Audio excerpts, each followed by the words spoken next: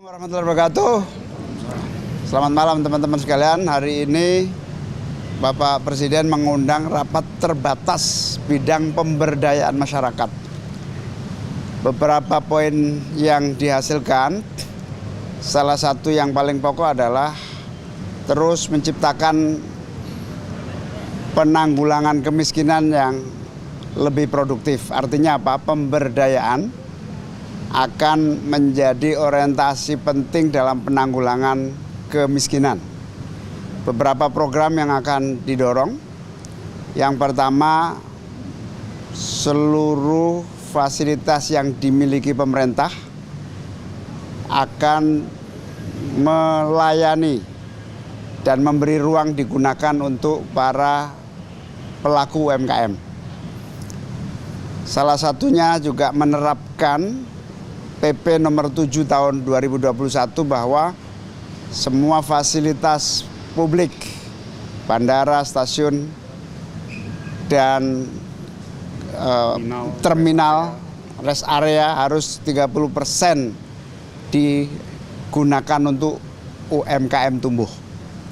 Kita juga akan menjalankan pasar 1001 malam di mana fasilitas punya negara yang idle dan memiliki posisi strategis akan diserahkan ke UMKM untuk dikelola. Supaya ada display dan eksibisi serta pemasaran yang efektif buat UMKM kita.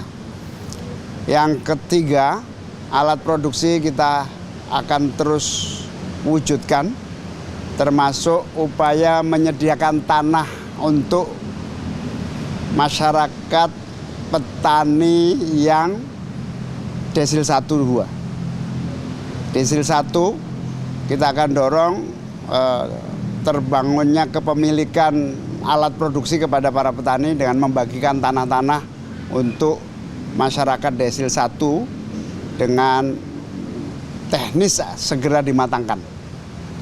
Yang ketiga, nanti Pak Maman akan menambahkan, yaitu pembatasan impor barang bekas, terutama pakaian, yang sangat meresahkan dan harus diakhiri segera. Yang lain panjang, ada sekolah rakyat, bantuan sosial, kemudian satu lagi, pemerintah akan memperbanyak beasiswa kursus kapasitas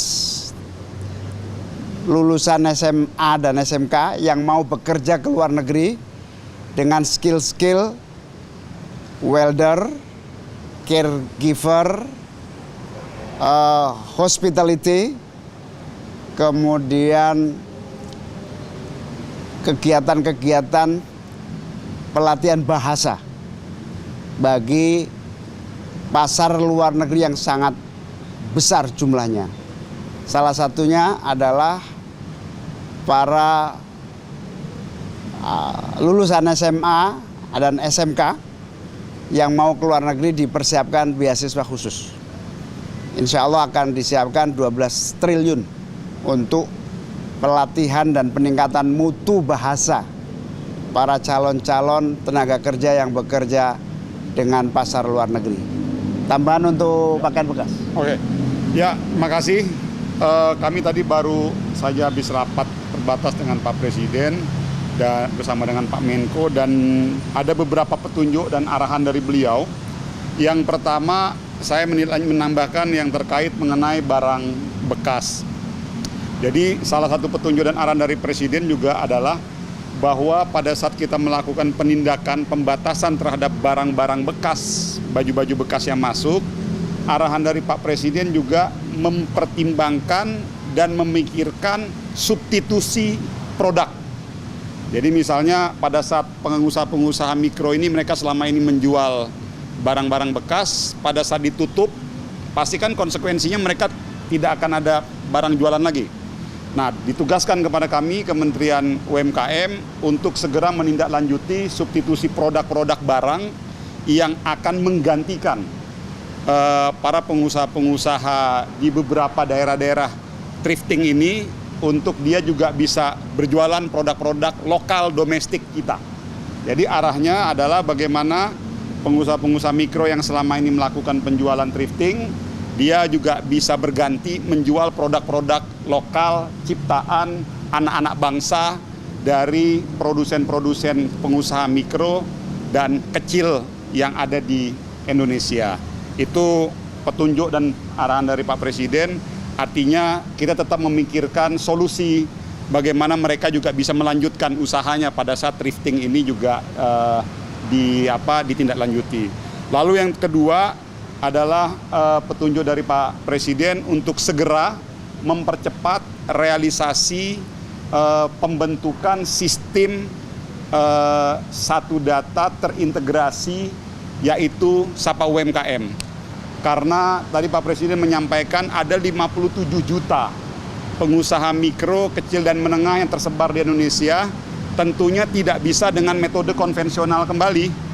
Jadi harus menggunakan metode teknologi dan digitalisasi untuk memberikan pelayanan dan perlindungan, baik itu terkait perizinan, pemberian akses perizinan, pemberian akses pembiayaan, pemberian akses pemasaran produk dan lain sebagainya, dibuat menjadi satu sistem yang terintegrasi, yang tadi petunjuk Pak Presiden yang sekarang sedang kita bangun, yaitu namanya Sapa UMKM.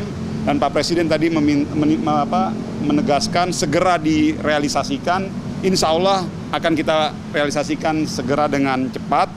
Lalu yang ketiga, petunjuk dari Pak Presiden juga terkait kemudahan akses perizinan kepada usaha mikro, kecil dan menengah, terkait sertifikasi, terkait bagaimana bisa mendapatkan izin BP POM, terkait bagaimana mempercepat sertifikasi halal, lalu bagaimana PIRT-nya, SNI, dan lain sebagainya. Supaya apa? Supaya UMKM kita daya saingnya juga meningkat. Nah, itu juga arahan dari Pak Presiden. Dan yang terakhir, tadi petunjuk dari Pak Presiden terkait program penghapusan piutang yang kemarin sudah kita jalankan. Pak Presiden juga minta untuk segera ditindaklanjuti sesuai dengan perencanaan awal. Saya pikir itu petunjuknya dan arahannya. Makasih. Satu lagi yang lupa, bahwa pemutihan utang peserta BPJS Kesehatan.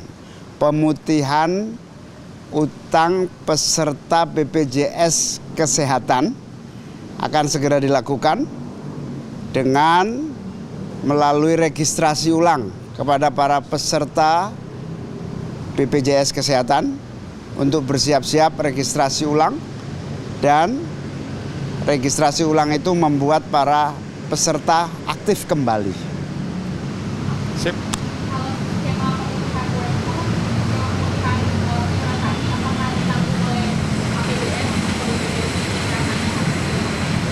Ya, otomatis dengan sendirinya tanggungan itu akan diambil alih oleh BPJS Kesehatan.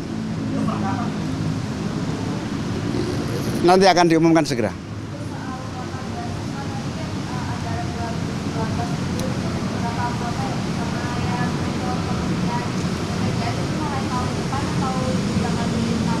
Akhir tahun ini untuk BPJS Kesehatan, untuk beasiswa dimulai akhir tahun ini dengan jumlah tertentu semaksimal mungkin, dan akan dimulai lebih besar lagi pada bulan Januari.